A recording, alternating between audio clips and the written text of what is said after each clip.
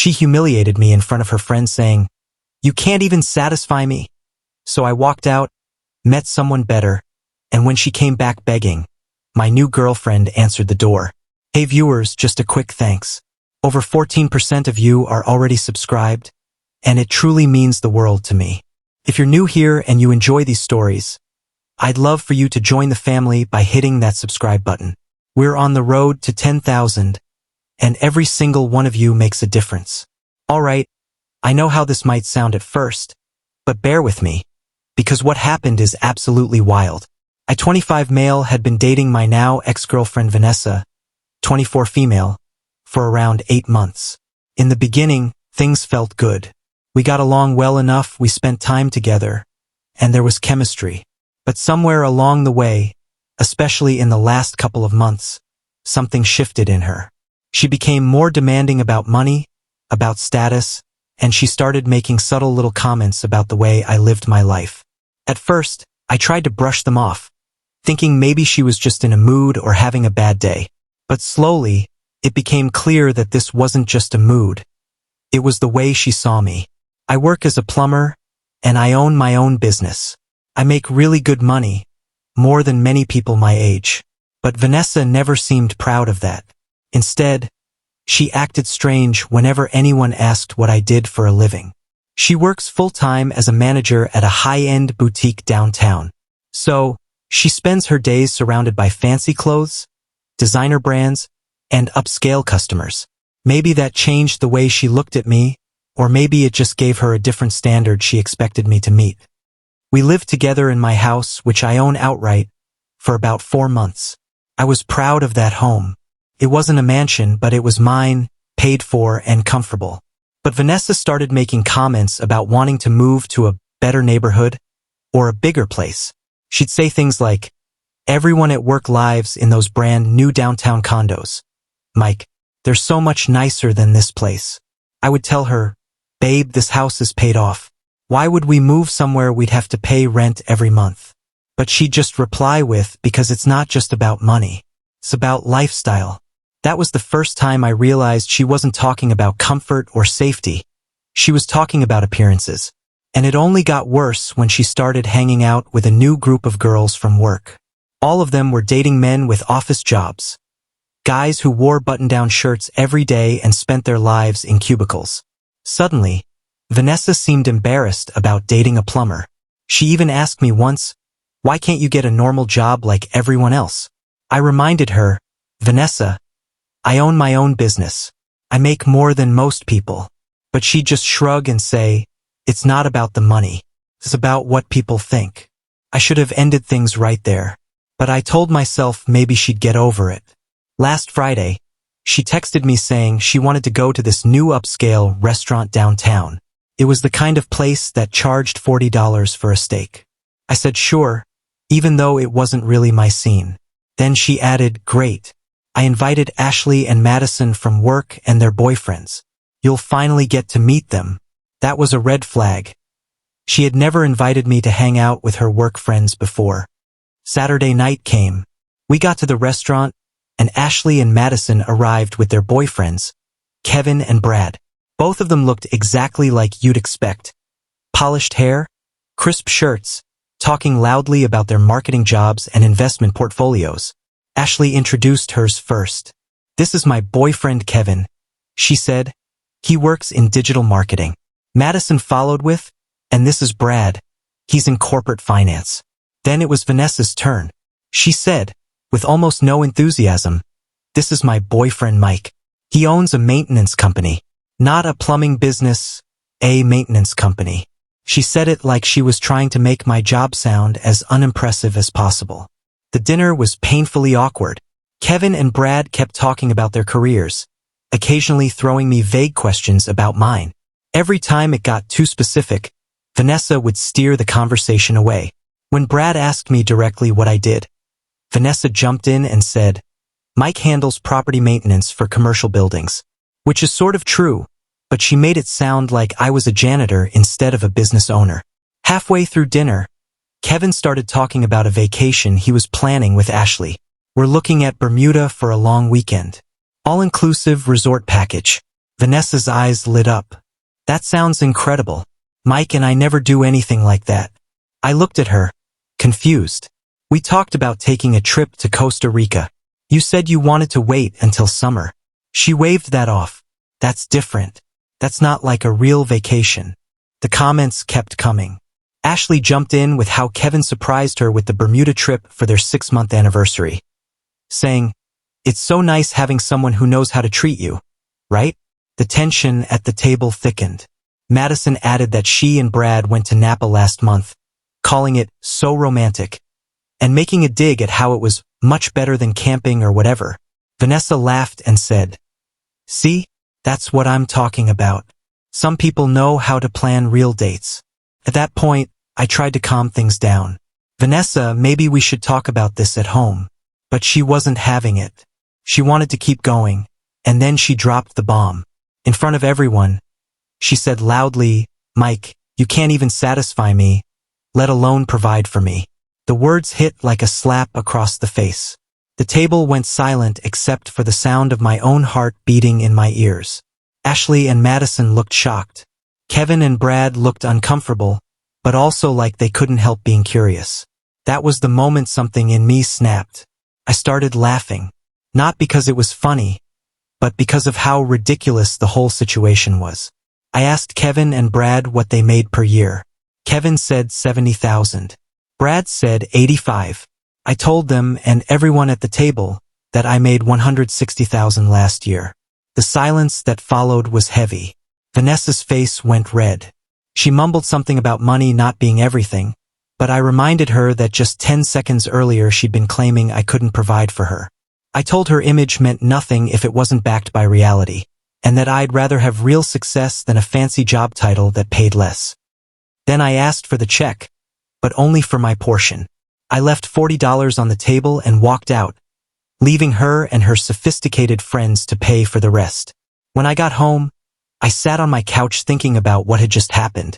She'd been living in my house, eating my food, sleeping in my bed, and she had the nerve to tell strangers I couldn't provide for her. Later that night, she started texting me apologies. By midnight, she came home crying, but I locked myself in my room and refused to talk. And that, my friends, was the beginning of the end, and the start of something much better. That Sunday morning, when I finally got out of bed, Vanessa was gone. She left a short note on the kitchen counter saying she was staying at Ashley's for a few days, while I cooled off. There was no "I love you," no real apology, just that casual, almost entitled attitude that made it sound like I was the one who needed to rethink my behavior. I crumpled the note, tossed it in the trash, and decided I wasn't going to spend the day feeling sorry for myself. I needed to clear my head, so I went to the hardware store to pick up a few supplies for a project I'd been putting off. That's where I ran into Emma. Emma and I had known each other back in high school. We were friends back then. Not super close, but close enough to share laughs between classes and work on the same group projects. She had this warm smile that made people feel comfortable right away. When I saw her in the parking lot, she looked almost exactly the same, just more grown up, more confident. She lit up when she recognized me. "Mike, oh my God, how are you?" she asked, her eyes bright with genuine excitement. I smiled back. "Hey, I'm good. What about you?" She told me she just moved back to town last month and had started working as a nurse at the local hospital. We ended up talking in the parking lot for over an hour.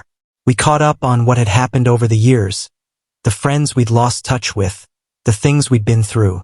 It was effortless, natural, like no time had passed at all. And unlike the conversations I'd been having with Vanessa lately, there was no tension, no hidden criticism, no subtle jabs. Emma was genuinely interested in my life. When I told her I owned my own business, she actually looked impressed. "That's amazing, Mike. Starting your own company takes real guts." I could feel the difference in her words compared to the way Vanessa would react. Before we said goodbye, Emma suggested we grab coffee sometime. I said I'd like that, and we exchanged numbers. I drove home feeling lighter than I had in weeks. Monday came, and while I was at work, Vanessa swung by the house and packed more of her things. She left another note saying she needed time to think about us. I didn't even bother responding. I figured time and distance would only show me more clearly what I already knew, that I deserved better than someone who was embarrassed by me.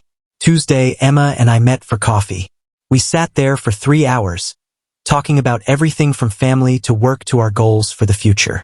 She told me about her nursing job, the challenges, the fulfillment she got from helping people.